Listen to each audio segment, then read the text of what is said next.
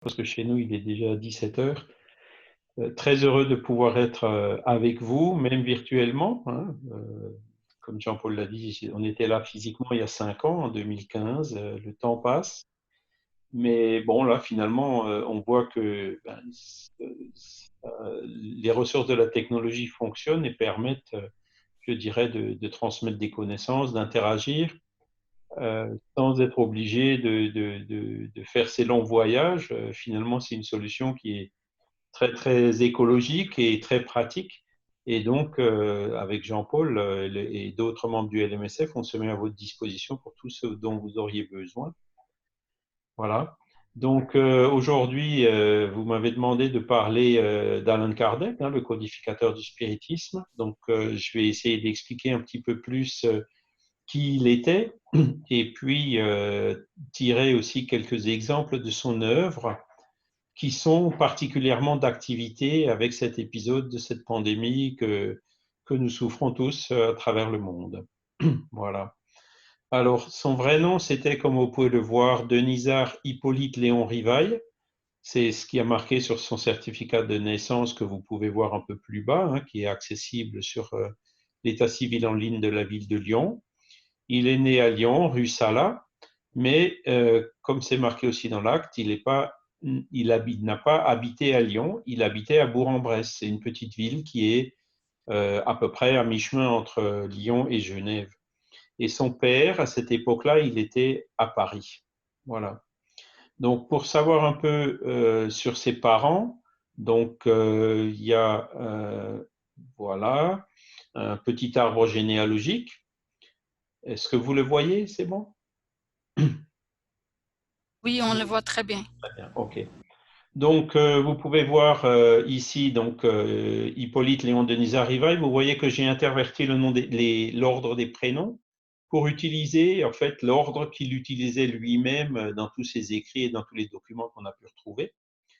Donc, son père, c'est Jean-Baptiste Antoine Rivail. Donc, il était à Paris. Pourquoi? Parce qu'il était juge militaire. Il travaillait dans l'armée des Alpes qui était dirigée par le général Napoléon. Et donc, quelques mois avant la naissance du petit Hippolyte, Napoléon a été sacré empereur à Paris. Et donc, c'est pour ça que tous les cadres de l'armée, notamment le père Jean-Baptiste Antoine Rivail, le père d'Hippolyte, était à Paris, donc dans les ministères du nouvel empereur Napoléon. Et sa mère, vous pouvez le voir sur la droite, c'était Jeanne-Louise Duhamel. Alors, ce qu'on a trouvé dans les recherches généalogiques récentes, c'est que Hippolyte, il a eu un grand frère et une grande sœur. Donc, un grand frère qui s'appelait Auguste Claude Jean-François Rivail, qui est né en 1796, mais qui malheureusement est décédé en 1802 à 6 ans, c'est-à-dire avant la naissance de Hippolyte. Il avait aussi une grande sœur qui était née en 1799 et qui est décédée en 1801, donc aussi avant sa naissance. Et on a trouvé récemment, là vous le voyez sur la droite en rouge, su qu'il avait aussi une petite sœur qui s'appelait Isaure Rivail, qui est née toujours à Lyon le 19 juin 1806, et on ne sait pas encore ce qu'elle est devenue. La seule chose qu'on sait, c'est que lorsque Hippolyte s'est marié, il était fils unique. Donc elle est certainement aussi décédée jeune, mais on doit encore trouver. Pour ce qui est du père de Hippolyte, hein, le Jean-Baptiste Antoine Rivail, on a trouvé plusieurs documents, y compris des actes judiciaires, où il était de notoriété qu'il avait disparu vers 1807 et qu'il était probablement mort dans la guerre d'Espagne. Mais là aussi, ben, en cherchant, on a fini par le retrouver. En fait, c'était pas ça. On a découvert qu'il est mort à Périgueux en 1834. Donc, on ne sait pas encore exactement ce qui s'est passé, mais probablement il avait abandonné le domicile conjugal.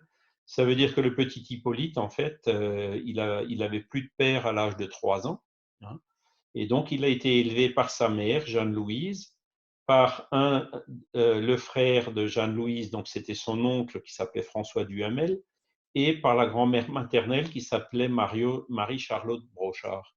Donc, c'est dans ces trois personnes, c'est avec ces trois personnes donc qu'il a habité puisque le grand-père paternel, Benoît-Marie Duhamel, a été guillotiné juste après la Révolution. Voilà donc le cadre familial.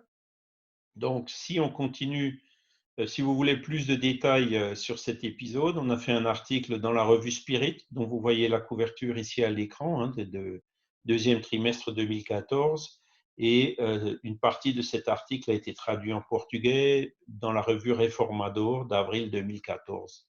Donc, Reformador, vous pouvez le télécharger sur le site de la Fédération Spirit brésilienne et vous trouverez plus de détails historiques sur les parents de Hippolyte Léon Denisard Rivail. Donc là, vous voyez l'acte de naissance.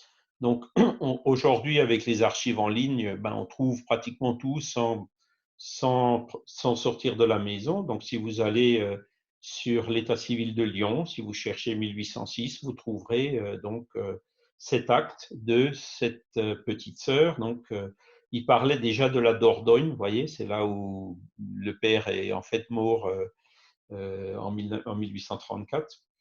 Et donc, vous pouvez accéder à ce document en ligne. Pareil, donc voilà l'acte de décès de son père que vous pouvez trouver aussi sur les archives en ligne du département de la Dordogne de la ville de Périgueux. Voilà. Donc le jeune Hippolyte, qui a donc été élevé par sa mère, son oncle et sa grand-mère maternelle, a quand même eu l'occasion d'aller étudier chez Johann Heinrich Pestalozzi à Yverdon en Suisse. Pestalozzi était un pédagogue très connu qui avait développé la pédagogie de Rousseau et avait créé son propre institut d'éducation à Yverdon. Vous voyez sur la photo Pestalozzi avec des enfants et de l'autre côté, vous voyez aussi une image du château d'Yverdon qui existe toujours aujourd'hui, dans lequel il y a un musée et une salle Pestalozzi. Voilà. Cet institut était très connu à l'époque. C'était vraiment l'institut modèle et donc il y avait beaucoup d'enfants qui venaient de toute l'Europe pour étudier là-bas. Donc le petit Hippolyte, très jeune, il vivait avec plein de petits copains, des collègues de classe, qui venaient de tous les pays, de différentes langues, de différentes cultures, de différentes religions. Et ça, c'est quelque chose qui a été fondamental pour la mission qu'il allait développer par la suite, puisqu'il avait cette ouverture culturelle qui l'a énormément aidé donc dans son travail de codification du spiritisme, comme on le verra plus tard. Alors, on ne sait pas exactement quand il est allé à Paris. La seule chose qu'on sait, c'est qu'en février 1823, il y était déjà, et parce qu'il a publié une annonce dans le journal de l'imprimerie que vous voyez en haut à gauche. Il projetait d'éditer un livre qui s'appelait Le cours d'arithmétique, et donc il faisait une espèce de souscription. Les personnes qui pouvaient acheter le livre avant son édition, donc pour permettre le financement et l'impression de ce livre. Et donc ce livre est effectivement sorti le 6 décembre 1823. Donc ça, on trouve aussi les traces sur le journal de l'imprimerie. Donc ces journaux, vous pouvez les télécharger aussi librement sur le site Gallica de la Bibliothèque nationale de France. Et à droite, vous avez une image de la couverture du livre qui, là aussi, a été digitalisée. Alors là, vous voyez celle de 1824, donc c'était déjà une édition révisée, ou alors, je ne suis plus tout à fait sûr, oui. Donc, vous pouvez aussi la télécharger si vous voulez regarder qu'est-ce qu'il avait mis. Et donc, vous voyez donc à l'écran que c'est d'après la méthode de Pestalozzi.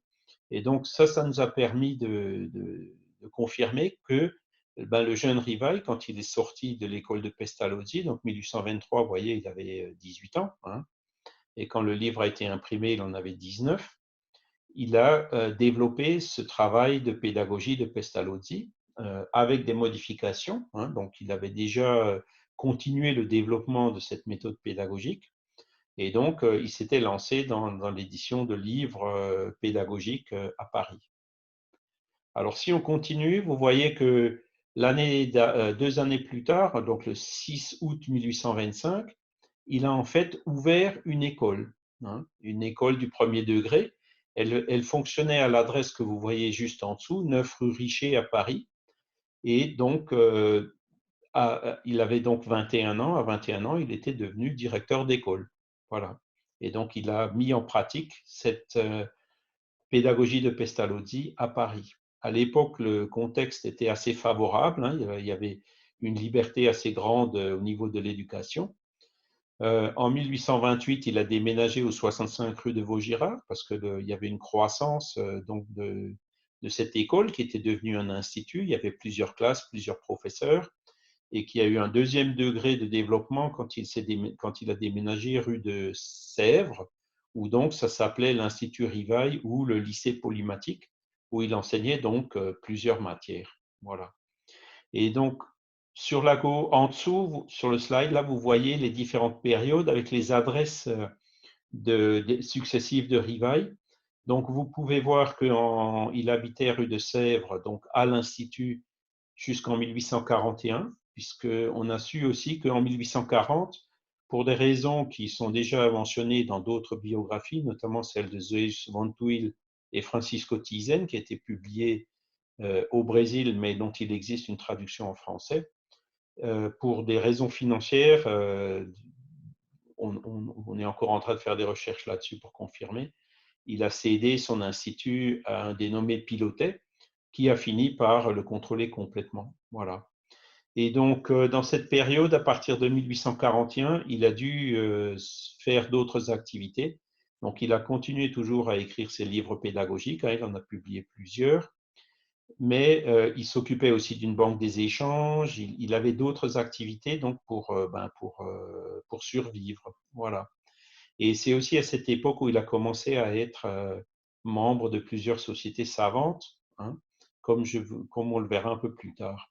Et on voit aussi en 1844 jusqu'en 1850, il habitait rue Mauconseil, et donc il avait ouvert avec Amélie une pension pour jeunes filles, et où les jeunes filles recevaient aussi de l'éducation. Vous saviez qu'à l'époque, c'était pas évident. L'école, c'était surtout pour les garçons et pas trop pour les filles. Eh ben, il était un peu dans des pionniers pour donner aussi de l'éducation aux jeunes filles. Et en 1850, donc sa carrière dans la pédagogie s'est compliquée un peu plus parce que c'est le Second Empire, hein, qui a commencé en 1848, où le Napoléon III s'est allié de nouveau avec les religieux. Les religieux, les jésuites notamment, ont influencé l'éducation en France. Il y a eu cette loi Fallou qui a ouvert une large porte à l'influence religieuse dans l'éducation et donc a mis de côté tous les instituts qui étaient laïques comme celui de Rivail. Et c'est là où, donc après les années 1850, il a encore été obligé de trouver d'autres activités pour pouvoir survivre, comme on le verra à suivre. Donc là, vous voyez pardon, vous voyez donc la première société savante qu'il a intégrée. Donc c'était en 1825, donc il avait 21 ans. C'était à l'époque où il a ouvert son institut. C'est la Société pour d'encouragement pour l'industrie nationale. Voilà. Et donc vous voyez en bas M. Rivail, chef d'institution et homme de lettres, rue Richer, numéro 9. On a retrouvé ces dernières 10 années pas mal de ces documents originaux qui nous apportent beaucoup de lumière et de confirmation donc sur cette période. Alors si je continue, en 1828, il a même élaboré un plan proposé au gouvernement de l'époque pour l'amélioration de l'éducation publique. Et ce plan a été extrêmement commenté. Si vous regardez les ouvrages pédagogiques de l'époque, c'est là où on voit vraiment que sa carrière de pédagogue a décollé et qu'il était publiquement très connu à Paris comme étant, comment dire, dans ce domaine de la pédagogie. Et pareil, ce plan, vous pouvez le télécharger sur le site de la Bibliothèque nationale de France. Après, bon, je vais passer un peu plus vite. Vous voyez qu'en 1828, Société d'émulation d'agriculture de l'Ain, où il était membre correspondant. Cette société, c'était une société savante maçonnique. Et c'est de là que vient probablement la confusion qui dit que Rivail était franc-maçon. En fait, on n'a jamais trouvé de preuve qu'il l'était, mais il était quand même membre correspondant d'une société. Donc, vous voyez la signature ici, Thomas Ribou, c'était un franc-maçon très connu, mais il n'était probablement pas maçon ou initié de lui-même. Voilà. Ensuite, vous voyez l'année d'après, Société grammaticale, toujours dans le domaine de l'éducation. Ensuite, Société de statistique universelle, hein, c'était le début des statistiques à l'époque. Il y a participé aussi à partir de 1831. De même, la Société d'éducation nationale. Donc, tous ces documents-là, on a réussi à les retrouver maintenant, donc, qui démontrent de façon très claire qu'il était vraiment membre de toutes ces sociétés. Voilà. Alors, en 1831, là aussi, on a trouvé les premières lettres, quelques lettres, notamment la première lettre qu'il a écrite à sa fiancée à l'époque, qui était Amélie Boudet, et où il disait que il l'avait vue qu'une fois, mais c'était suffisant pour qu'il puisse reconnaître la véracité de ce que lui avaient dit les personnes qui les avaient présentées. Voilà. Et donc, ils se sont mariés en février de l'année suivante. Là, vous avez aussi une revue hein, de l'Institut de culture spirit du Brésil qui s'appelle Culture Spirit, dans lequel nous avons écrit un article sur le sujet. On en a aussi un écrit en français dans la revue Spirit. Et donc, ils se sont mariés l'année d'après, le 9 février 1832. Et là aussi, on a trouvé maintenant l'extrait de mariage. C'est là notamment qu'il est marqué qu'il était de notoriété que son père avait disparu, qu'il était probablement mort. Alors que vous rappelez, il est mort en 1834. Donc, quand il s'est marié, il était encore vivant, mais disparu. Voilà. Caché quelque part en Dordogne. Et en 1832 aussi, là, on a aussi eu des contestations de certains chercheurs catholiques qui cherchent pas toujours forcément à montrer une bonne image de Hippolyte en disant c'est pas possible, tout ça c'est des mensonges, parce qu'à l'époque il y avait le service militaire qui était très long, et on a eu le bonheur aussi de retrouver justement ce certificat qui montre qu'il avait eu congé du service militaire parce qu'il était fils unique et puis d'une famille où il n'y avait plus de père. Voilà, ça faisait partie des conditions à l'époque qui permettaient l'exemption du service militaire. Donc, il a quand même servi pendant quelques mois, mais en 1832, donc vous voyez, deux mois, pas tout à fait 2 mois après le mariage, il était exempté du service militaire. Et donc, ce qui fait que pendant toute cette période fonctionnait, comme vous l'avez vu, l'Institut Rivail. Donc, il a pu développer ses activités de pédagogue. Voilà. Alors, toujours des sociétés savantes, l'Institut historique en 1834, les sciences naturelles en 1835, les langues en 1838 et même la phrénologie en 1843. Pour les studios de Kardec, vous vous rappelez certainement qu'il parlait de phrénologie dans la revue Spirit. Voilà. Autre chose qu'on a réussi à découvrir dans tous ces documents, c'est que ils avaient en fait Amélie et Hippolyte, et donc n'avaient pas eu d'enfant naturel, mais à un moment donné, donc vers 1840, ils avaient adopté une petite fille et qu'ils appelaient la petite Louise. Donc là aussi, on a fait des recherches là-dessus dans différentes lettres de Kardec à Amélie et des parents d'Amélie vers Amélie, où on a pu retracer un petit peu les évidences de cette adoption. Hein. Elle était adoptive parce que là aussi, on a regardé les lois. À l'époque, ils ne pouvaient pas, ils n'avaient pas les conditions pour pouvoir l'adopter légalement. Donc, c'est pour ça que la petite Louise, en fait, ne portait pas leur nom, Rivail. Et c'est ce qui complique un petit peu la recherche pour essayer de savoir exactement qui c'était. Mais bon, on a là, vous voyez des lettres donc que Kardec et Amélie se sont échangées, où il y a ils parlent clairement, vous voyez le petit tableau avec les plus et les zéros et les 1 à droite, c'est quand il disait à Amélie, quand elle était avec la petite, voilà comment il faut lui apprendre l'arithmétique et à compter. Voilà. Et à droite, vous voyez la lettre du père d'Amélie du 6 décembre 1845, où il affirme sa tristesse pour le décès de la petite. Donc en fait, elle est morte probablement avant l'âge de 10 ans. Voilà. Alors vous voyez, il avait quand même 3 frères et sœurs et puis une fille adoptive qui sont décédées jeunes. Alors ça, c'était quelque chose qui était quand même courant à l'époque. Vous voyez là la statistique de la mortalité infantile en France. Et donc, vous avez sur 1000 enfants, il y en avait 200 qui ne dépassaient pas l'âge d'un an. Vous voyez. Et donc, c'est que au XXe siècle, voire même vers la fin du XXe siècle, que vous pouvez voir la décroissance de la courbe. Aujourd'hui, c'est sûr, on est largement inférieur à cette moyenne qu'il y avait à l'époque, où c'était très courant de perdre des enfants en bas âge. Et ça aussi, je pense que c'était des épreuves qu'a subi Hippolyte et puis Amélie, donc qu'ils ont aidé à s'ouvrir justement sur cette communication avec le monde spirituel qu'ils allaient développer quelques années plus tard. Donc voilà pour la loi Fallot. Donc vous voyez, il était encore professeur de mathématiques et donnait des cours particuliers. Il révisait ses livres pédagogiques et il développait d'autres activités. Donc là, vous avez un exemple. On a aussi trouvé une évidence. Donc le 12 octobre 1853, il a déposé un brevet pour une cuvette siphon mobile. C'était le début, l'installation des égouts à Paris qui avait eu lieu juste avant. Et puis donc, il découvrait les inconvénients des égouts, notamment les odeurs qui remontaient. Et donc, Rivail a déposé un brevet de ce siphon, justement pour éviter que les odeurs des égouts remontent pour déranger les résidents qui habitaient à la surface. Voilà. Alors, il n'y a pas eu beaucoup de succès financiers. Hein. Les siphons aujourd'hui, c'est très courant. Mais bon, il se battait quand même pour essayer de trouver des moyens de survie. Et ça a duré pendant toute cette période entre 1840 et puis jusqu'à vers 1860. Voilà, où il vivait essentiellement donc de ses livres pédagogiques. Il ne roulait pas sur l'or, comme on dit.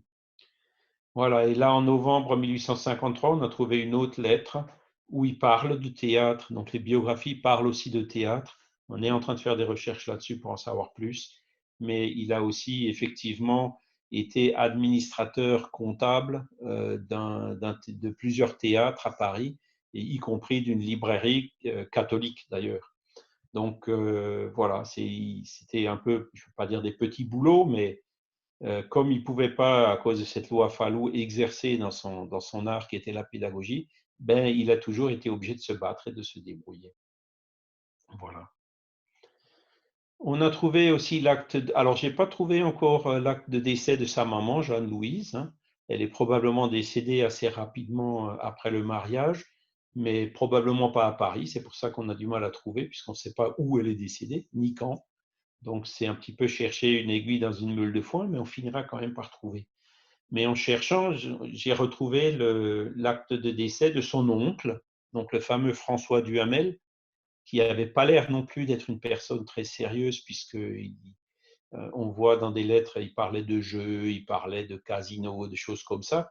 Et donc ça colle avec ce que disent les biographes qui disent qu'il a été obligé de vendre l'Institut à cause de pertes qu'avait fait son oncle au jeu. Et donc, malgré tout ça, vous voyez que l'oncle, il est mort en 1855. Ils habitaient déjà au 8 rue des Martyrs, vous voyez. Et donc, c'est là où il a écrit le livre des esprits. En 1855, il avait déjà eu sa première conversation avec M. Carlotti. Et donc, il commençait déjà à s'intéresser au phénomène spirit. Et donc, cet oncle, qui est mort vers 80 ans, donc Amélie et Hippolyte se sont occupés de lui dans ses vieux jours, puisqu'il habitait chez eux. Voilà. Alors, c'est là que, donc, comme je vous dis, il a commencé à étudier les phénomènes. Donc, ça, c'est bien décrit dans les œuvres posthumes, hein, avec les séances. Il a vu les tables tourner. Il s'est rendu à l'évidence. Le phénomène était vraiment réel. Il n'y avait pas de triche. Hein, il était habitué à l'observation avec la pédagogie de Pestalozzi. Et donc, il avait entrevu qu'il y avait quelque chose. Voilà, c'était un effet. Derrière cet effet, il fallait chercher la cause. En plus, comme les tables répondaient à des questions et de manière sensée, il avait dit, ben, c'est un effet intelligent qui forcément doit avoir une cause intelligente. Voyez, il a appliqué tout simplement le principe de causalité qui est encore aujourd'hui en vigueur dans toutes les sciences. Hein. C'est vraiment un axiome de base. Et donc, il a multiplié sa participation à différentes réunions.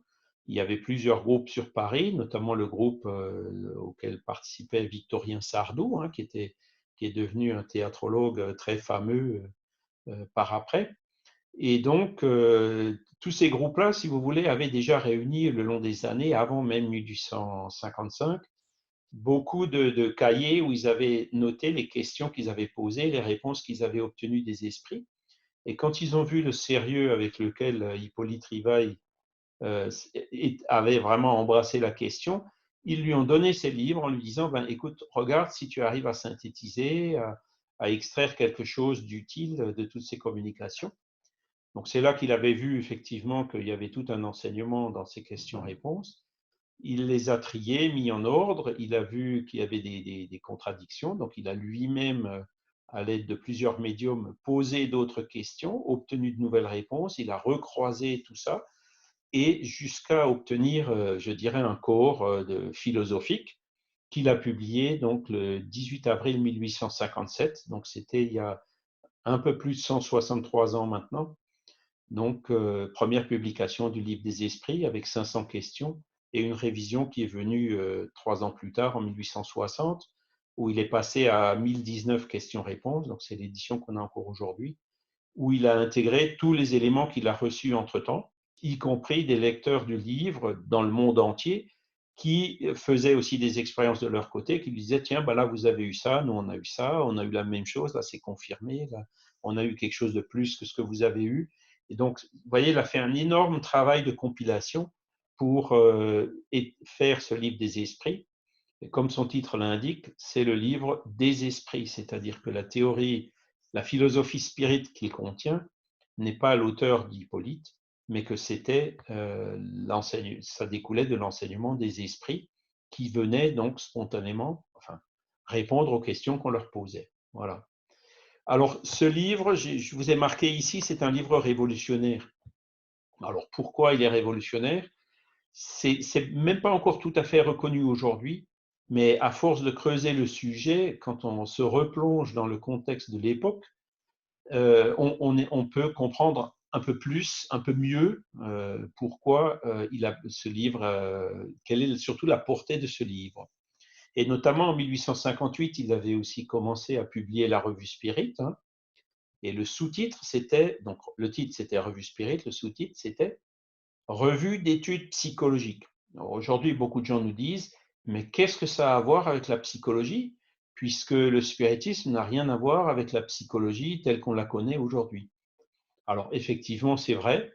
Aujourd'hui, au moins en France, hein, la psychologie, la science psychologique, elle adopte un paradigme qui est profondément matérialiste. Donc, pour les psychologues en France, du moins, la plupart, l'esprit n'existe pas, ou l'esprit, c'est un produit du cerveau. Vous voyez.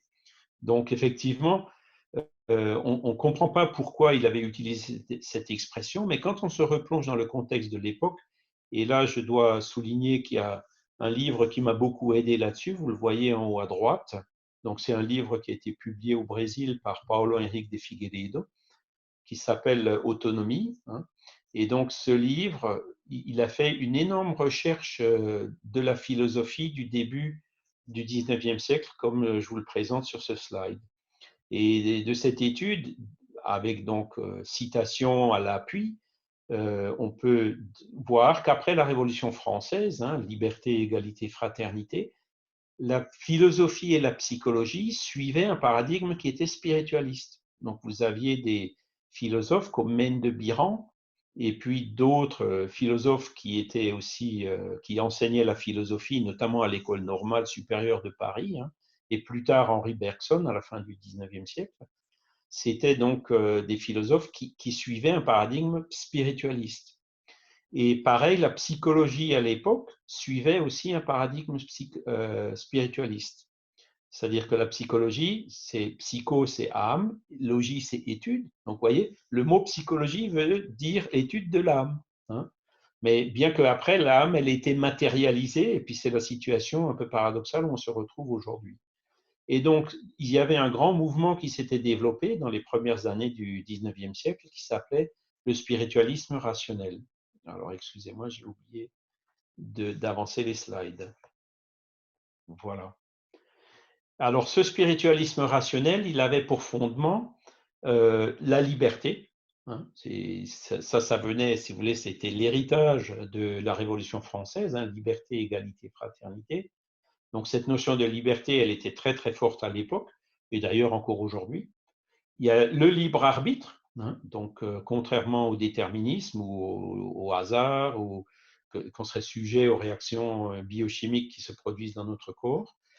Et il donnait aussi un rôle fondamental à la volonté. Donc, c'est par la volonté qu'on avance, c'est par la volonté qu'on travaille, c'est par la volonté qu'on apprend, c'est par la volonté qu'on devient meilleur. Et donc, clairement, pour eux, cette volonté, elle était d'origine spirituelle. Hein, voyez.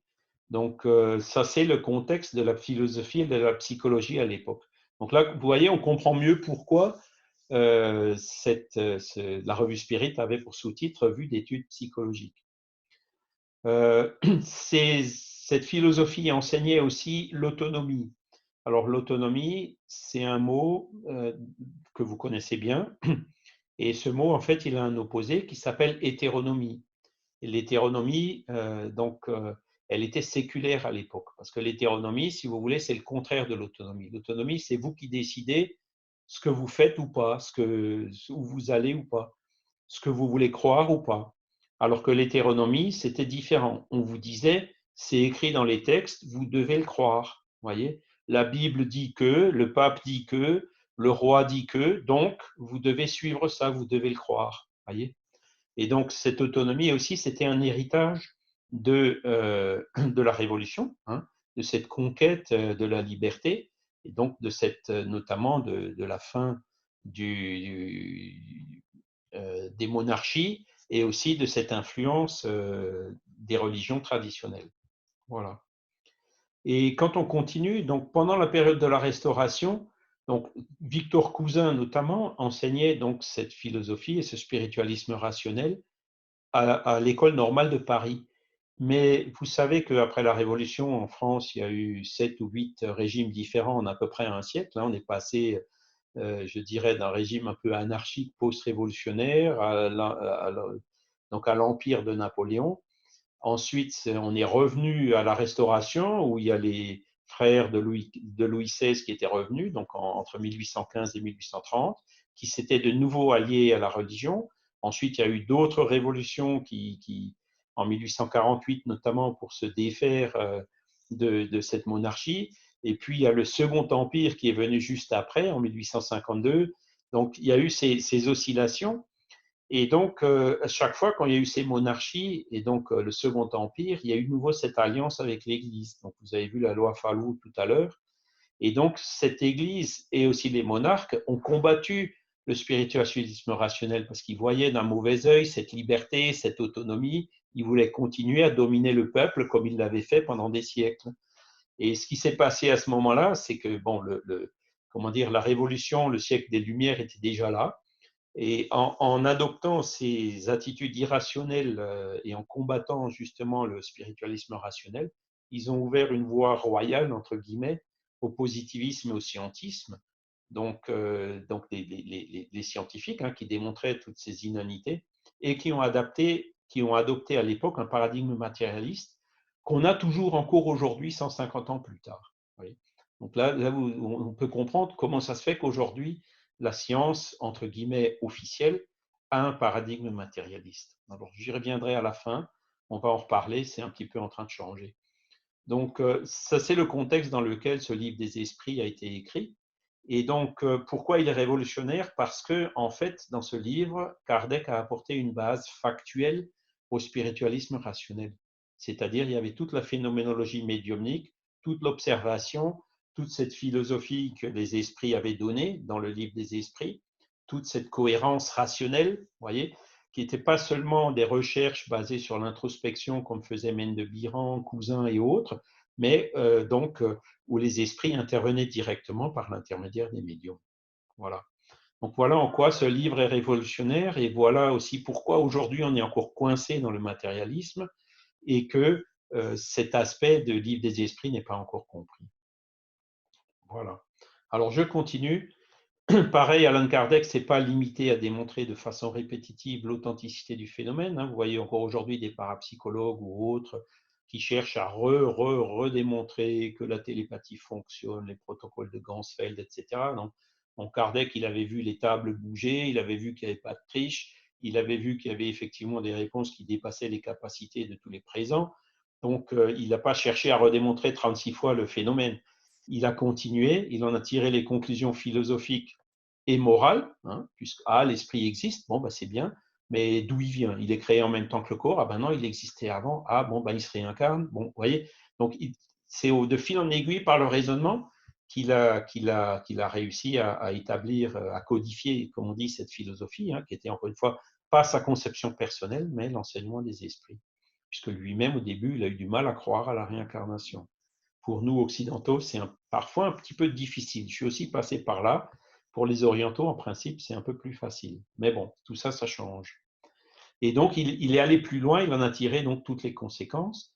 Et c'est ça qui a donné à la philosophie spirit une forte cohérence entre les aspects scientifiques, par l'étude de la phénoménologie, philosophique, donc toute cette philosophie qui en découle, et aussi et surtout l'aspect éthico-moral du spiritisme, que Kardec a beaucoup développé donc, dans l'Évangile selon le spiritisme, pour montrer que les esprits venaient, entre guillemets, nous enseigner une morale, donc nous démontrer, je dirais, plutôt qu'enseigner, une morale qui était tout à fait cohérente avec celle qui est à la base de la majorité des religions anciennes, notamment chrétiennes. Voilà.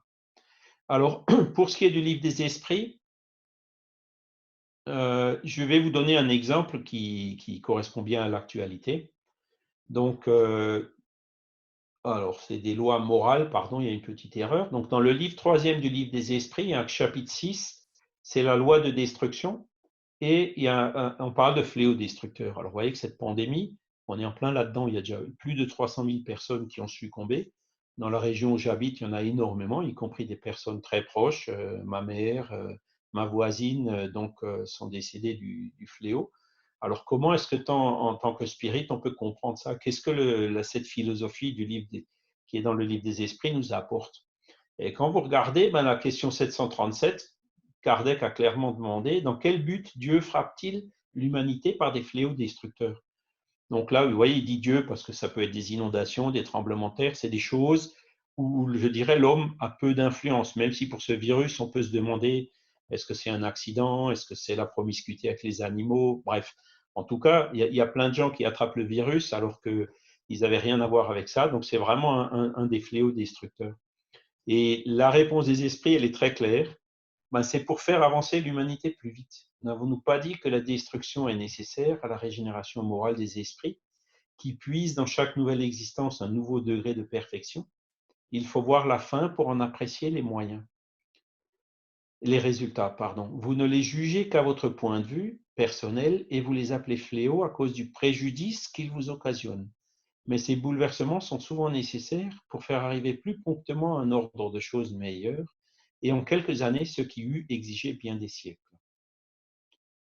Alors déjà, la destruction, la mort, c'est tout simplement la libération de l'esprit qui se libère de son corps physique. Hein. Donc, ce n'est pas la fin de tout. Donc, mourir, en fait, c'est être libéré de son corps physique. Ça peut presque, on peut inverser les valeurs, hein, de dire que la mort, c'est une libération, alors que l'incarnation, la naissance, c'est un petit peu comme un emprisonnement. Hein. Ensuite, il dit, on juge les choses d'un point de vue personnel à cause du préjudice qu'ils vous occasionnent. C'est vrai qu'on perd des personnes proches. Il y a des conséquences économiques qu'on peut voir maintenant. Il y a des gens qui peuvent pas travailler. Il y a des secteurs entiers de l'économie qui en souffrent. Bon, alors c'est sûr, quand on voit que ça, on se dit, mais pourquoi c'est pas juste tout ce travail pour en arriver là, etc. Hein. Mais après, il dit aussi, ces bouleversements sont souvent nécessaires pour faire arriver plus promptement un ordre de choses meilleur et en quelques années, ce qui eût exigé bien des siècles. Alors, pendant ce confinement, on a quand même pu se rendre compte, il y a beaucoup de gens qui se sont mis à réfléchir, mais comment, pourquoi hier, c'était la course effrénée, les magasins, la voiture, le travail, et puis d'un coup, pouf, plus rien, on est tous à la maison, on essaie de télétravailler comme on peut, etc. Et c'est là où on réfléchit de nouveau, qu'est-ce qui est vraiment nécessaire, qu'est-ce qui est peut-être superflu. Et beaucoup de gens, si vous voulez, se sont posés les bonnes questions. Toutes ces personnes proches qui meurent, où est-ce qu'elles vont, qu'est-ce qui se passe avec elles, vous voyez? Et donc, c'est dans ces moments de crise, comme cette pandémie, que les gens sont amenés à réfléchir. Vous voyez, donc ça, c'était la réponse à la question 737 du livre des esprits. Alors, on continue. Dans la 740, les fléaux, Kardec demande, les fléaux ne seraient-ils pas également pour l'homme des épreuves morales qui le mettent aux prises avec les plus dures nécessités? Les épreuves morales? Réponse. Les fléaux sont des épreuves qui fournissent à l'homme l'occasion d'exercer son intelligence, de montrer sa patience et sa résignation à la volonté de Dieu et le met à même de déployer ses sentiments d'abnégation, de désintéressement et d'amour du prochain, s'il n'est pas dominé par l'égoïsme. Donc là encore, c'est une réponse qui a maintenant 163 ans. Et quand on y réfléchit, on se rend compte, ben oui, là, en confinement, on a été obligé d'avoir de la patience. Exercer notre intelligence, oui, ben, comment on va y faire face, comment on va lutter contre cette pandémie. Quand il y a des tremblements de terre, qu'est-ce qu'on peut faire pour faire de sorte que les immeubles ne s'écroulent pas? Vous voyez que le Japon, il réussit très bien. Vous avez des séismes là-bas toutes les semaines, et puis c'est à peine si on en entend parler. Alors que d'autres pays qui sont moins bien prévenus, où l'intelligence justement n'a pas encore été exercée, où toutes les préventions n'ont pas encore été mises en place, un tremblement de terre beaucoup plus faible cause beaucoup plus de dégâts et de victimes. Là, pour la pandémie, c'est pareil. Il faut exercer notre intelligence. Qu'est-ce que c'est? Comment on peut se protéger? Qu'est-ce qu'on peut faire pour se prévenir? Quel est le matériel dont on peut manquer si ça arrive d'un coup sans prévenir? Voilà, il faut espérer vraiment qu'on va en tirer les leçons pour pouvoir faire de sorte que si jamais il revient ou s'il y a un autre encore pire qui revient, on puisse y faire face de façon meilleure et donc éviter, réduire le nombre de victimes. Et voilà. Ensuite, déployer des sentiments d'abnégation, de désintéressement et d'amour du prochain. Donc là aussi, moi je tire un grand chapeau à tout le personnel soignant que j'ai pu côtoyer avec les épreuves récentes, qui vraiment se sont donnés à fond, prenant le risque de leur propre vie de se contaminer. Vous avez des médecins retraités qui ont repris du service, qui ont été infectés et qui sont morts. Donc là, c'est presque de l'héroïsme. Donc on voit les gens, le désintéressement et cet altruisme d'amour du prochain qui sont vraiment des exemples qui ne laissent pas indifférents. Et donc, il termine en disant, s'il n'est pas dominé par l'égoïsme. Mais on voit aussi l'inverse. Hein. Moi, je vois, si vous voulez, je vois des gens qui, justement, au nom de la liberté, donc c'est un sentiment qui est tout à fait légitime, hein, dire, moi, je ne veux pas porter de masque. Bon, alors c'est le droit de chacun de ne pas porter de masque, mais comme on vit en société, c'est là où il faut raisonner un petit peu, les libertés de chacun s'arrêtent là où elles empiètent sur celles de l'autre. Donc, si le fait de ne pas porter de masque, ça met la vie du prochain en péril, il faut réfléchir à deux fois en se disant si cette attitude de ne pas vouloir porter de masque, par exemple, ou de refuser les vaccins, de refuser les tests, ou ces choses comme ça, si ça porte tort qu'à l'individu lui-même, bon, à la limite, il serait libre, mais si ça peut porter tort à d'autres, là, déjà, il faut réfléchir et attirer l'attention de ces personnes en disant attention,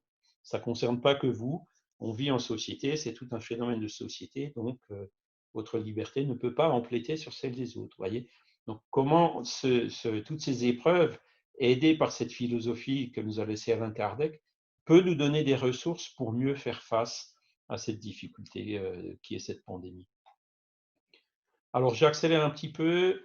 Il a écrit 3 autres livres. Donc, vous voyez, le deuxième, c'était le livre des médiums, où il parle des aspects pratiques de la médiumnité. Ensuite, il a l'Évangile selon le spiritisme, où donc il développe cet aspect moral, hein, et puis donc comparer la morale que nous apportent les esprits par rapport à celle qui venait notamment du christianisme, mais aussi des autres religions. Le ciel et l'enfer, donc c'est un livre peu connu, mais qui est très, très, très bon, donc qui explique ces notions de ciel, d'enfer, le diable, le paradis, qu'est-ce qui fait sens et qu'est-ce qui ne fait pas sens là-dedans, hein, pour reprogrammer un petit peu le disque dur. Dans mon cas, où j'ai été éduqué catholique, j'ai vraiment beaucoup apprécié ce livre, où après on voit qu'est-ce que l'enfer, par exemple, ça n'a pas de sens, ça n'existe pas. Le diable non plus, ça n'existe pas. Ce sont des choses qui sont relatives. L'enfer, c'est plus un état d'esprit, et le diable, c'est un petit peu la personnification du mal en général, vous voyez. Et là, on arrive à retrouver, avec ces aides-là, à savoir vraiment qu'est-ce qui fait sens et qu'est-ce qui ne fait pas sens dans toutes ces choses-là. Et la deuxième partie, vous avez toute une série d'exemples de communication d'esprit qui viennent dire ce qu'ils sont après la mort par rapport à ce qu'ils étaient avant. Et son dernier livre, donc c'est La Genèse que vous voyez à droite, où il développe des aspects philosophiques, scientifiques. Il parle notamment de la Genèse, les miracles. Comment est-ce qu'on peut expliquer les miracles avec le magnétisme avec les autres lois donc, qu'il avait au fur et à mesure découvertes dans ses études spirites. Voilà. Et le dernier chapitre de la Genèse est extrêmement intéressant aussi parce qu'il parle de la transition de la Terre, d'un monde d'expiation et d'épreuve vers un monde de régénération, donc, que certains appellent l'ère du Verseau. Il y a plusieurs. On entend parler de ça partout, signalé notamment par des crises comme celle de cette pandémie. Et c'est dans cette Genèse que je vous apporte d'autres extraits, donc de ce fameux chapitre 18, où il nous dit l'humanité a accompli jusqu'à ce jour d'incontestables progrès. Les hommes, par leur intelligence, sont arrivés à des résultats qu'ils n'avaient jamais atteints sous le rapport des sciences, des arts et du bien-être matériel. Il leur reste encore un immense progrès à réaliser, c'est de faire régner entre eux la charité, la fraternité et la solidarité pour assurer le bien-être moral. Alors, vous voyez, ça a été écrit il y a plus de 160 ans, 162 ans, non, 152 ans, pardon. C'était en 1868. Et donc, vous voyez, la science, déjà à l'époque, il y avait les premiers trains, il y avait toutes ces choses-là. Regardez, aujourd'hui, on se communique à travers les océans à des milliers de kilomètres de distance en temps réel. Donc, la science a encore beaucoup plus évolué. Par contre, il reste encore, ben oui, la charité, la fraternité, la solidarité.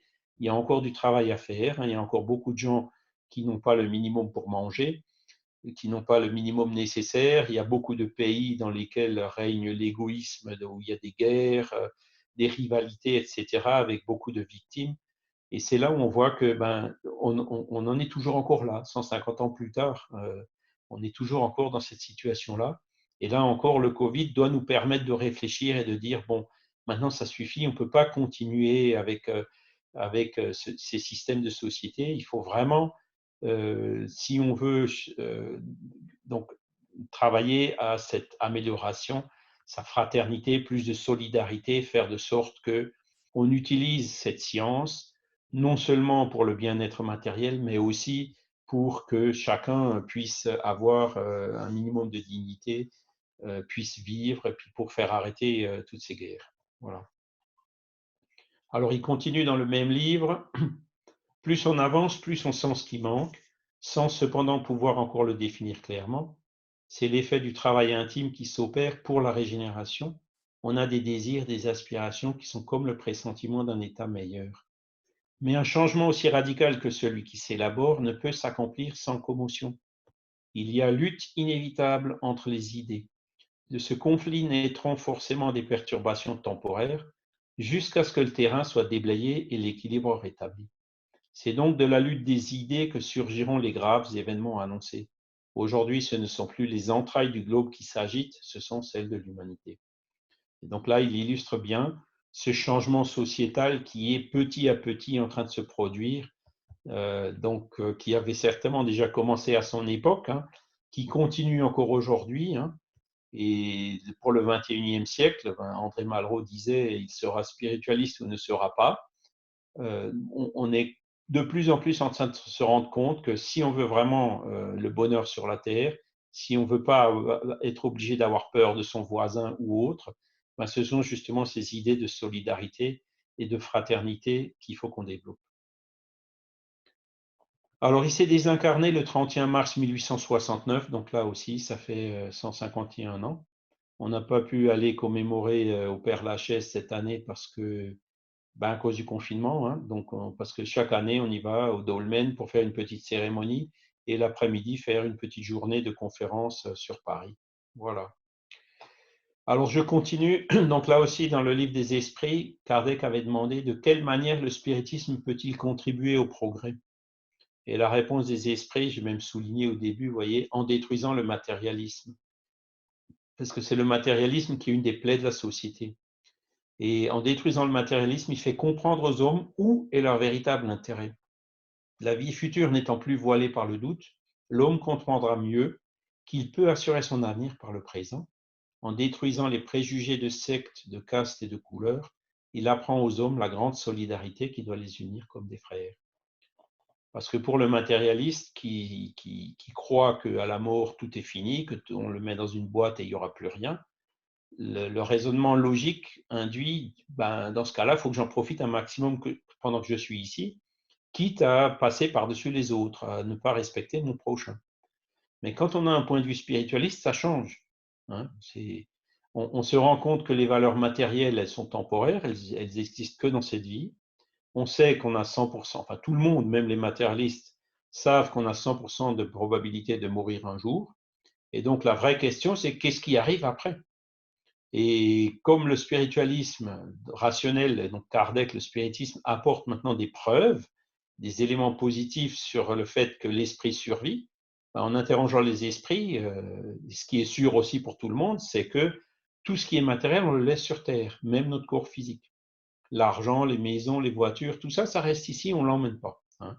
Et qu'est-ce qu'on emmène? En fait, on emmène notre conscience, on emmène nos acquis intellectuels, on emmène nos qualités morales, la conscience bonne ou mauvaise, c'est ça qu'on emmène.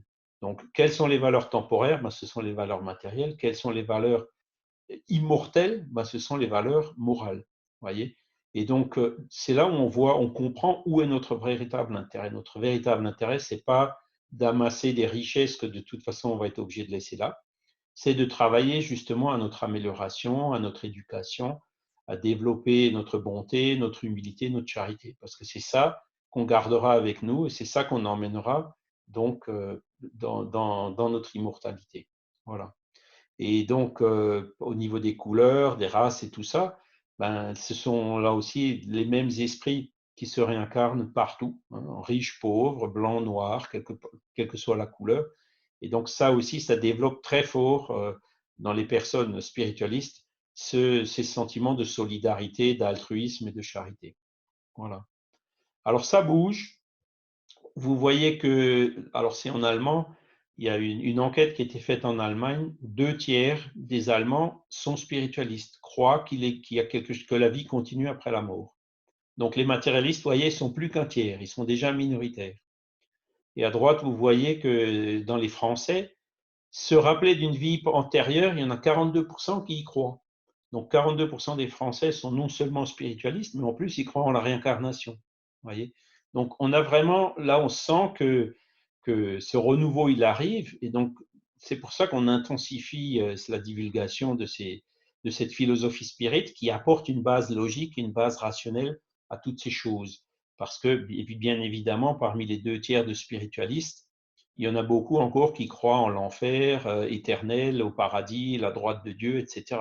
Donc il faut apporter cette logique pour que les gens puissent vraiment, je dirais, avoir une notion rationnelle, une foi raisonnée par rapport à ce spiritualisme. Il y a un phénomène fantastique en ce moment, c'est les expériences de mort imminente. Donc vous avez énormément de livres depuis les années 70, Raymond Moody, hein, qui parlent de la chose, et je n'en cite que 2, et Ben Alexander qui était neurochirurgien, hein, donc qui dit que la conscience ne peut pas être le produit du cerveau. Son cerveau, il était complètement inopérant pendant sa méningite et pourtant il a eu des expériences, des perceptions extraordinaires qui ont pu être vérifiées. Et donc Pim Van Lommel, lui aussi, il est catégorique, il dit notre conscience survit à la mort du corps physique. Donc, vous voyez, ce sont 2 exemples de scientifiques qui ont étudié ou qui ont vécu des expériences de mort imminente et qui maintenant avancent très fortement sur le spiritualisme. Ça nous a amené à ce manifeste pour une science post-matérialiste que vous pouvez voir sur le site internet openscience.org en bas. Hein. Et donc, j'ai juste sorti quelques extraits. Donc, ce manifeste a été écrit, entre autres, par un de vos concitoyens, hein, Mario Beauregard, hein, qui est un médecin canadien. Alors, je crois qu'il vit aux États-Unis en ce moment. Et donc, lui aussi a vraiment adopté un paradigme spiritualiste. Et donc, dans ce manifeste, vous pouvez voir des affirmations comme celle-là. Hein. Les sciences sont restreintes par le dogmatisme et en particulier par une soumission à la philosophie du matérialisme. Parce que la science n'a jamais démontré qu'il n'existe rien d'autre que de la matière. Et donc le matérialisme, c'est une position dogmatique, donc réductrice au niveau de la science, hein, qu'on a hérité, comme je vous l'ai montré, depuis à peu près le milieu du 19e siècle. La doctrine selon laquelle la matière est la seule réalité et que l'esprit n'est autre que l'activité du cerveau, ça c'est ce que croit la science matérialiste aujourd'hui, que c'est le cerveau qui génère l'esprit, qui génère la pensée. Et c'est là où on voit l'ambiguïté du français. Le mot esprit, nous, on l'entend comme quelque chose de spirituel, mais les scientifiques l'entendent dans le sens anglais mind, qui veut dire produit du cerveau, vous voyez. Donc pour eux, l'esprit est matériel, pour nous, spirit, l'esprit est spirituel. C'est pour ça qu'il faut faire bien attention aux mots pour qu'on se comprenne. Et là, donc Mario est clair, nous pensons que les sciences seraient plus scientifiques si elles étaient libres d'explorer le monde naturel d'une manière vraiment ouverte, sans les contraintes du matérialisme et les préjugés du dogme, tout en adhérant aux méthodes scientifiques de collecte de données, de vérification des hypothèses et de discussion critique. Et c'est exactement la méthodologie qu'avait suivie Allan Kardec à partir de 1854. Et donc un peu plus loin, il dit, selon le paradigme post-matérialiste, l'esprit représente un aspect de la réalité tout aussi primordial que le monde physique. Il joue un rôle fondamental dans l'univers. Il ne peut être dérivé de la matière et réduit à quelque chose de plus basique.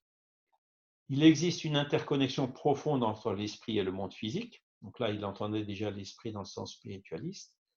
L'esprit, la volonté et l'intention peut affecter l'état du monde physique et opérer de manière non locale, c'est-à-dire qu'il n'est pas confiné à des points spécifiques dans l'espace, tels que le cerveau et le corps, et le temps, tel que le présent. Puisque l'esprit peut influencer non localement le monde physique, les intentions, émotions et désirs d'un expérimentateur peuvent affecter les résultats expérimentaux, même lorsque des approches contrôlées expérimentales, par exemple en double aveugle, sont utilisées. Et la dernière citation de ce manifeste, les EMI survenant durant un arrêt cardiaque suggèrent que le cerveau agit comme un transcepteur de l'activité mentale, c'est-à-dire que l'esprit se manifeste à travers le cerveau, mais qu'il n'est pas produit par cet organe. Donc là aussi, vous voyez, très clair. Les EMI survenant durant un arrêt cardiaque, combinés aux évidences provenant des études de médium, suggèrent également la survie de la conscience après la mort du corps et l'existence d'autres domaines de réalité qui ne sont pas physiques. Les scientifiques ne devraient pas craindre d'étudier la spiritualité et les expériences spirituelles, car elles constituent un aspect central de l'existence humaine. Vous voyez, on est en train de basculer. Alors, c'est encore une minorité de scientifiques qui pensent comme ça, mais il y en a de plus en plus. En France, on a un physicien, Philippe Guillemont, qui fait énormément de conférences aussi, qui s'est prononcé d'ailleurs dans une de ses sur sa chaîne YouTube sur le Covid. Et je vous conseille de l'écouter, vous verrez, c'est vraiment intéressant. Lui aussi, il a compris qu'il existe d'autres dimensions, d'autres réalités que l'espace-temps et la matière einsteinienne qui a été le modèle de la science jusqu'à maintenant. Alors, je termine pour parler aussi de la médecine. Vous avez certainement eu des congrès médecine et spiritualité. Je ne sais pas au Canada, mais aux États-Unis, il y en avait. Donc, le docteur Marlène Nobret, donc, qui a lutté pendant toute sa vie pour donner un paradigme spiritualiste dans la médecine et en affirmant que l'homme est un être bio-socio-psycho-spirituel. Et en montrant maintenant avec toutes les études comment le fait de considérer l'homme intégral dans toutes ces 4 dimensions permet à la médecine d'avancer beaucoup plus vite et d'avoir beaucoup plus de résultats que l'approche purement matérialiste et allopathique. Un petit slide aussi sur le bon leader. Donc ça, c'est quelque chose qui est de plus en plus reconnu. Jésus qui était un leader naturel, en fait, lavait les pieds de ses apôtres et il avait dit, quiconque veut être grand parmi vous, qu'il soit votre serviteur. Ça, c'est ce qui gouverne de plus en plus.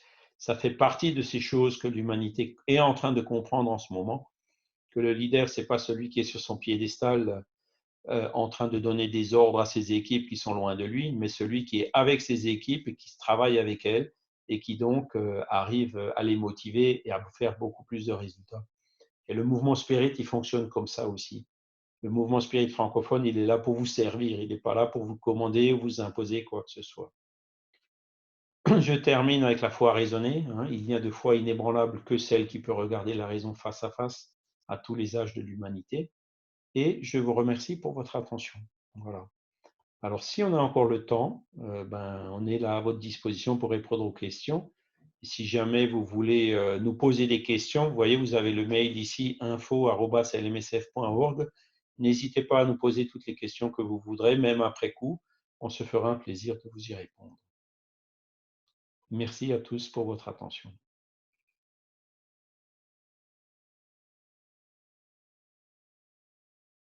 Merci.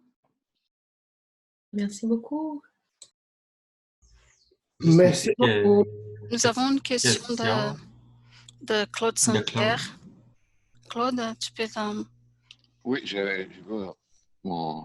allumé mon micro. Monsieur Kempf, la question que je me pose, c'est comment ça se fait que, je veux dire, le mouvement spirit a vraiment pris naissance en France? Est-ce que c'est la religion qui a fait qu'à un moment donné, il est disparu et puis il s'est retrouvé comme au Brésil, là, comme on dit, personne n'est prophète dans son pays. Peut-être c'est la maxime, comment on dit, la maxime arrive dans ce cas-là. Je ne sais pas qu'est-ce que c'est. Comme dans votre cas, je pense, vous m'avez dit que vous êtes revenu d'un voyage au Brésil pour ramener et puis le spiritisme en France. Qu'est-ce que vous en pensez là, de cette période où il y a eu une disparition, peut-être, je ne sais pas. Alors, oui, merci pour la question. Donc, il y a plusieurs éléments de réponse. Le premier élément, c'est que Paris, à l'époque, c'était quand même, je dirais, un centre de diffusion culturelle au niveau mondial, hein. Et donc, ce qui se faisait à Paris, ça faisait très rapidement le tour du monde. Et donc, c'est pour ça que le Livre des Esprits, sa première édition, il avait été vendu et envoyé dans plusieurs pays du monde. Donc, ça, c'est, je dirais, un côté des avantages qui a permis donc cette diffusion rapide du spiritisme, y compris au Brésil. Maintenant, par ailleurs, vous avez dit nul n'est prophète en son pays, donc ça, c'est vrai. Cette petite graine qui a été semée, qui est partie de France et qui s'est éparpillée par le monde, il y a des pays, elle a trouvé des sols beaucoup plus favorables pour se développer. Donc, vous avez parlé du Brésil. C'est vrai qu'au Brésil, vous avez aujourd'hui, d'après les recensements officiels, 4 millions de personnes qui, quand on leur demande quelle est leur religion, qui disent « ma religion, c'est le spiritisme ». Alors que le spiritisme n'est pas une religion, vous voyez. Et donc, quand vous allez au Brésil, vous avez 30 millions de personnes qui sont sympathisantes spirites, qui vont peut-être à l'église ou à la synagogue le dimanche, mais qui ensuite viennent dans le sens spirit. Et ça, donc, c'est quelque chose qui est tout à fait ouvert, puisque le spiritisme, il est pas coloré par une religion donnée, hein. C'est du spiritualisme rationnel, donc, qui rejoint tous ces enseignements de base des religions. En France, comme je vous l'ai montré, il y a eu une opposition très forte et très farouche. Il y a eu aussi des erreurs qui ont été faites par les premiers continuateurs d'Allan Kardec, hein, notamment les maris, comme on le voit dans des ouvrages récents qui ont été faits. Vous avez quand même eu d'autres continuateurs qui étaient très fidèles, comme Léon Denis et Gabriel Delanne, qui ont énormément contribué au maintien du spiritisme en France, qui est resté relativement fort, si vous voulez, jusqu'au début de la Deuxième Guerre mondiale. Et c'est vraiment après cette Deuxième Guerre mondiale qu'il a perdu en force. Il y a toutes ces choses horribles qui se sont passées en Europe, qui était pourtant le berceau de la civilisation. Et beaucoup de gens, si vous voulez, ça a eu pour méfait un petit peu de renforcer le matérialisme en disant si Dieu existe, il ne laisserait pas faire des choses comme ça. Vous voyez, c'est une mauvaise compréhension que toutes ces choses-là, en fait, ont été créées par l'homme et pas par Dieu. Mais ce qu'on voit aujourd'hui, c'est l'inverse. C'est-à-dire, depuis les années 80, le spiritisme, aussi bien en France qu'en Belgique, suscite de plus en plus d'intérêt. C'est vrai qu'il y a pas mal comment dire, de déviances. Par exemple, des gens qui s'intéressent au spiritualisme cherchent à en faire un business. Donc, c'est ce que j'appelle, moi, le paradoxe. On rematérialise le spiritualisme, vous voyez.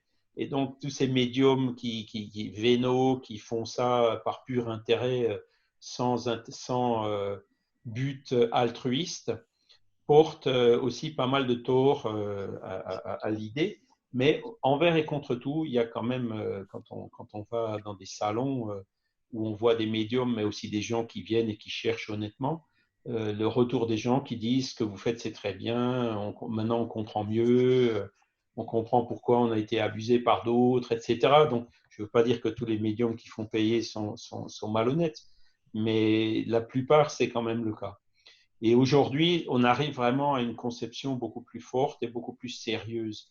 Alors, non seulement donc, le retour en France, donc au Québec aussi, on a la chance d'avoir les livres originaux, il n'y a pas besoin de traduction. Et dans d'autres pays, comme les pays, par exemple, de langue allemande, on souffre encore un peu. Le spiritisme ne se développe pas assez vite parce qu'il n'y a pas encore de bonne traduction des livres de Kardec dans ces langues-là. Et quand vous prenez des pays où il y a de bonnes traductions, comme la Finlande et la Pologne, hein, il existe de très très bonnes traductions dans les langues locales, et ben le mouvement, pareil, se développe assez fortement auprès des spiritualistes en général de ces pays-là. Voilà. Donc la vocation, c'est effectivement de se redévelopper partout. Hein. Je dirais même le spiritisme brésilien a certaines caractéristiques qui, en Europe et peut-être aussi chez vous en Amérique du Nord, passent un peu moins bien. Hein. Pour les spirites au Brésil, le spiritisme, c'est une religion. Et parce que le mot religion, il a une perception positive dans la langue portugaise. Hein. Alors que dans la langue française, quand vous allez sur le Wikipédia, vous demandez aux gens ce que c'est qu'une religion, vous avez plus de la moitié des gens qui pensent que la religion, c'est les guerres, l'Inquisition, les Jeanne d'Arc sur le bûcher, le dogmatisme. Vous voyez qu'ils ont une perception très, très négative de la religion. Et donc ça, c'est une approche, si vous voulez, le spiritisme a su s'adapter aux caractéristiques culturelles des différents pays, mais parfois, quand on mélange, il y a des incompréhensions. Vous voyez. Mais le spiritisme au Brésil a vraiment fait un travail remarquable. Vous avez Chico Xavier, Divaldo Pereira Franco, des centaines, des milliers d'institutions caritatives. Il y a vraiment un travail extraordinaire et exemplaire qui est fait au spiritisme au Brésil. Voilà. Mais chez nous, ça se développe et je pense qu'au Québec, vous devez sentir la même chose. Il y a de plus en plus de personnes qui s'y intéressent. C'est du moins ce qu'on a pu voir il y a 5 ans quand on était passé avec Jean-Paul. Merci. On a une autre question d'Yvon. Yvon, c'est Ouais. tout. Juste une toute petite question. Je n'ai pas eu le temps de prendre en note le nom du physicien dont vous avez parlé, là, un physicien français qu'on peut voir sur YouTube. Philippe Guillemant. Guillemant. Guillemant. G-U-I-2-L-E-M-A-N-T. Merci. Philippe Guillemant. Vous verrez. Alors, c'est un physicien vraiment de parmi les plus reconnus. Il est de très, très haut niveau. Quand il commence à vous expliquer les théories, c'est parfois assez difficile à le suivre. Mais après, il y a des moments où il dit ben, la conséquence, c'est qu'effectivement, l'esprit existe. Voilà. Hein. Il arrive aussi à des conclusions clairement spiritualistes. Merci. Notamment par les études de non-localité, de synchronicité, ce genre de choses. Et donc, il y a des nouveaux modèles que les scientifiques sont en train d'établir de l'univers qui prennent de plus en plus en compte ces choses-là. Voilà. On n'y est pas encore, mais ça avance. Et lui, en tout cas, personnellement, il en est convaincu. Je vous laisse apprécier par vous-même les différentes conférences qu'il a pu donner ici ou là. D'accord, merci. Est-ce que quelqu'un a une autre question, un autre commentaire? Je pense qu'il y a Madeleine qui lève la main. Il faudrait enlever son micro. Faudrait ouvrir Ah, le OK. Je vais ouvrir le micro de Madeleine. Oui. Est-ce que c'est possible d'avoir accès ou de se procurer ou de voir la liste de tous les livres qui ont été écrits en français, incluant ceux, évidemment, du Brésil, de Chico Xavier et tous les autres là, qui ont travaillé beaucoup à ce niveau-là? Alors, il y en a effectivement beaucoup. Hein. Donc, pour tout ce qui est livres anciens d'auteurs français ou francophones, notamment ceux qui sont libres de droit, vous pouvez les trouver sur le site de l'Encyclopédie Spirit. Donc, c'est spiritisme.net, N-E-T. Donc là, vous avez tous les livres qui sont libres de droit. Parmi tous ces livres plus contemporains ou qui ont été traduits récemment, de Chico Xavier, on en a en français, je crois qu'il y en a plus d'une centaine maintenant qui ont été traduits. De Divaldo, il doit y en avoir plusieurs dizaines. Et donc, ceux-là, alors, ils ne sont pas libres de droit, vous ne pouvez donc pas les télécharger, ou du moins, ils n'existent pas légalement téléchargeables, mais vous pouvez les acquérir. Donc, il y a 2 sites de libraires. Alors, vous avez des libraires au Québec, je pense, ou peut-être pas au Québec, c'est à Miami, qui a FEB Publishing International. Donc, c'est la Fédération Spirit brésilienne qui les édite et qui a maintenant une filiale ou une succursale, je ne sais pas exactement, en Amérique du Nord. Donc, vous devez pouvoir les trouver sur Amazon, hein, en cherchant FEB Publishing International. Et si en France ou en Europe, vous pouvez les trouver, il y a 2 libraires principaux. Donc, le premier, ben, c'est une association qui travaille avec le mouvement spirit francophone.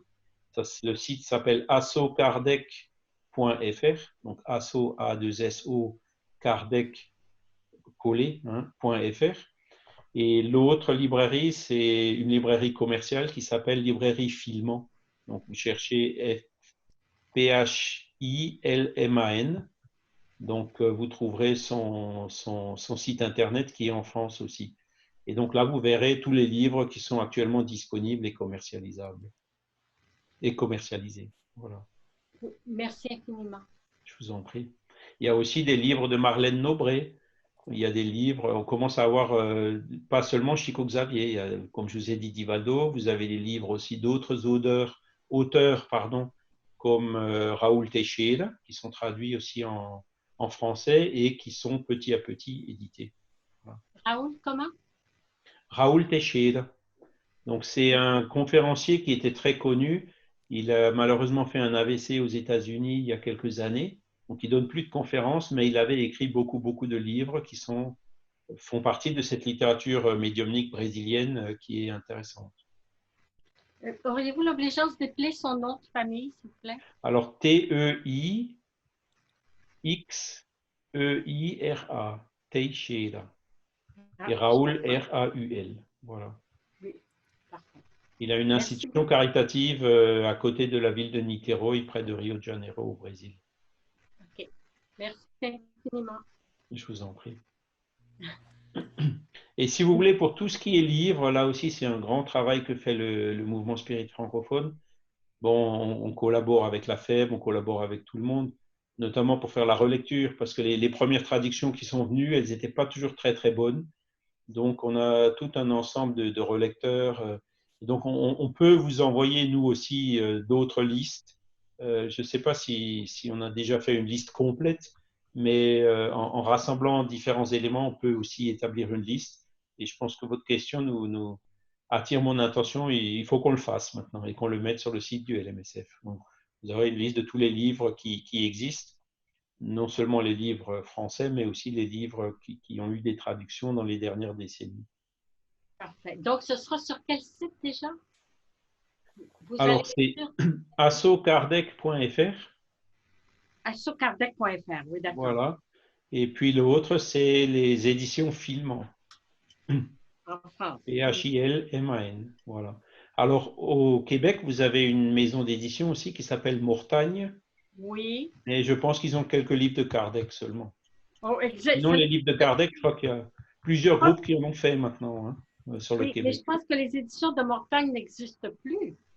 Ah, c'est possible. Ouais. Ah, Nous, on trouve encore ces livres, on en trouve encore ici. Hein, mais... Oui, j'ai une copie, celui-là, les éditions de Mortagne. Voilà, par exemple. Ça fait longtemps, ça n'existe plus. Alors, les livres de Kardec, on les a refaits par le mouvement spirit francophone. Donc, ici en Europe, on les fait vraiment dans le sens de, comme on est sans but lucratif, on les fait pas cher, quoi. Donc, c'est le prix, c'est pratiquement un prix coûtant, quoi. On les vend en format A5 avec 400 ou 500 pages à 7,50 €, pour vous donner une idée. Maintenant, pour les envoyer au Québec, c'est plus compliqué.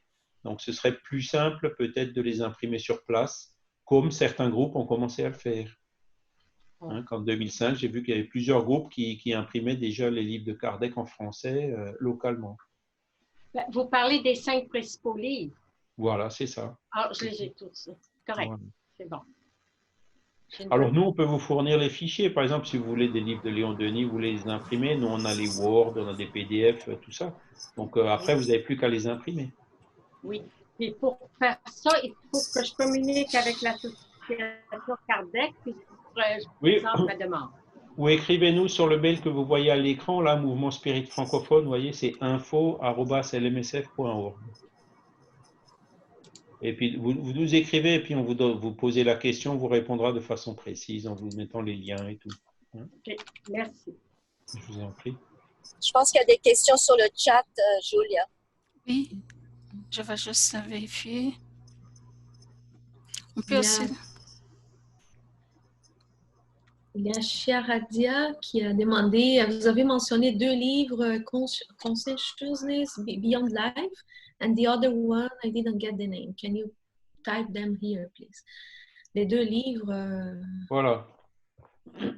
Proof of Heaven de Eben Alexander. Il existe en français aussi. Hein.